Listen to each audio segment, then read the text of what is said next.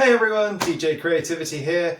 Welcome to the channel. The channel has been running for a little while actually. I've uploaded some of my studio mixes, all things old school, hardcore, rave, happy hardcore and UK hardcore as well. I've also uploaded a few classic sets from like Universe, that kind of thing, some famous parties, and I'm going to keep on doing that.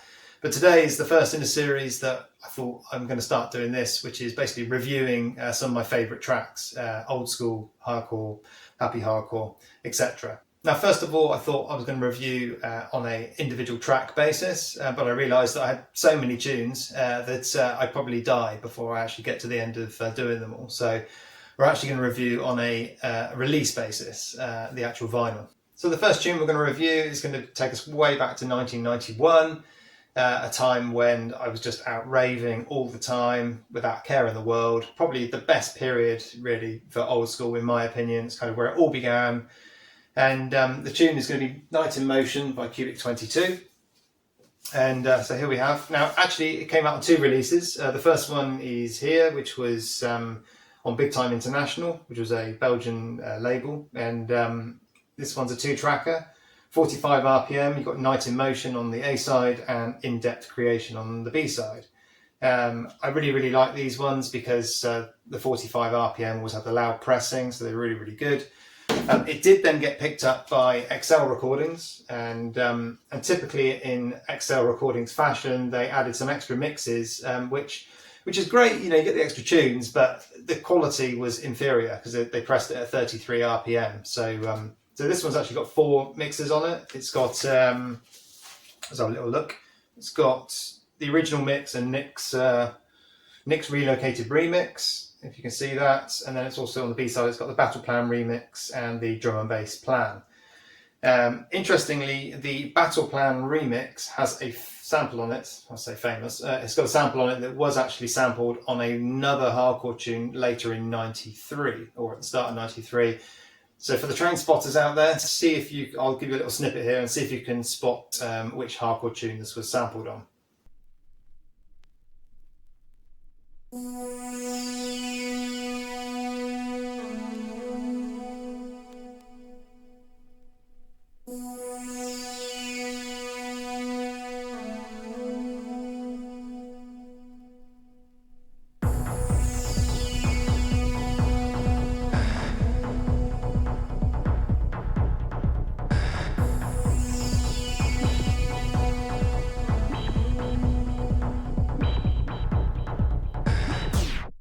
So I'm going to put the XL one away and I'm actually going to carry on with the review of the original mix, because this is basically the one that I would play in my sets, and this is the one that everybody would know from back in the day.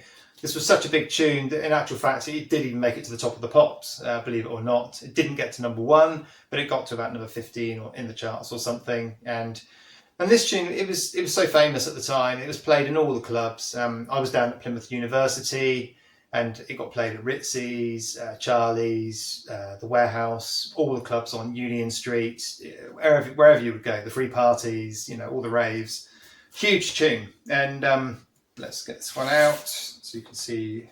There you go. It's the A side, Night in Motion. Why was it such a big tune? Well, it was just so simple, to be honest. I know that sounds stupid, but all the best tunes are the most simple ones, simple ideas. Started off with like a 4/4 kick drum. And that then evolved into, they added like a bassline groove, which worked really well.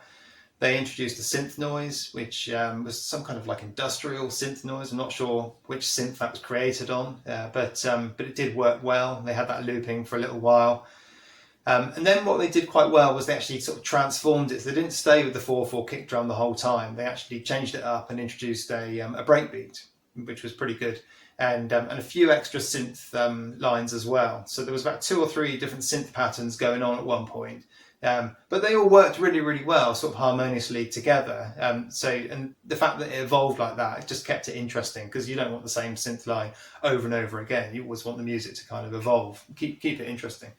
But the real hit and the real big thing with this tune was the breakdown. So they had this section where you had just the breakbeat by itself and the classic sample Party Time. And they sort of had the breakbeat just by itself, and they sort of teased the sample a few times. And then it came down into the breakdown, and it was such a lush pad, an amazing melody that they had. I think this pad was done on a Korg synthesizer, and it was so famous that it was sampled on House Tune in the 90s after that, and probably sampled by other people as well, I'm sure. And it was just such an amazing breakdown. And they also added a Korg M1 piano riff to it as well, and then added the 4/4 beat back in. And it was basically a sort of hands in the air moment, and everybody would go wild on the dance floor. Hands in the air, whistles. You can totally imagine it. Take you back to 91. You know, everyone's just having a great time. Raves, hands in the air. Perfect tune for it, basically. And then they repeated the section once more with the stab noise and the sort of 4/4 kick drum. And they'd have one more breakdown again with that lush melody before sort of fading out with the beats into the distance after that. What did make it easy as well for the DJs was the fact that you had that 4/4 kick drum at the start. It was very, very easy to mix in. And it worked really, really well with all the other sort of Belgian techno kind of tunes at the time. So it just, it would fit into the sets really, really easily. It was really, really good. Now the B-side is In-Depth Creation. Now that really was quite an experimental tune. I'll be honest. It's not one for the dance floor at all. It starts off with like a rainfall sample, and then an arpeggiated synth melody over the top. They then add like an organ noise and some other sort of elements as well, and they build up the percussion, some kind of like drum loop. It's a lot slower than Night in Motion though. It's not a dance floor tune. I don't ever remember playing it in any of my 91 sets at all back in the day, or even now. I wouldn't play it in a set. It just doesn't really work. It doesn't hold a dance floor. It's more of it's more of an experimental home listening techno, slow influenced techno kind of tune. It's nice, don't get me wrong, it's just not a dance floor tune. So check it out. You might be surprised. I don't know. It's not for me personally. So I'm going to put on the Night in Motion on the deck in a minute and play it in full, so you can sit back and enjoy, take a trip through memory lane. Personally, if you don't have this tune already in your collection, then you definitely need this one. If you really, really enjoy playing out the 91 stuff and still mixing it, then yeah, definitely go and grab yourself a copy. Don't forget to subscribe and turn on notifications, because I'd like to keep doing this, keep reviewing old school hardcore tunes. I'm going to try and do this every week. I also do the weekly live stream show where I do a mix of old school or happy hardcore or jungle classics, 91, 92, 93, all that sort of stuff. So if you love your old school, tune in. You won't be disappointed. Try to play some obscure stuff as well as the well-known classics, just to keep it interesting. Right, let's play the main tune. Thanks for watching. Enjoy.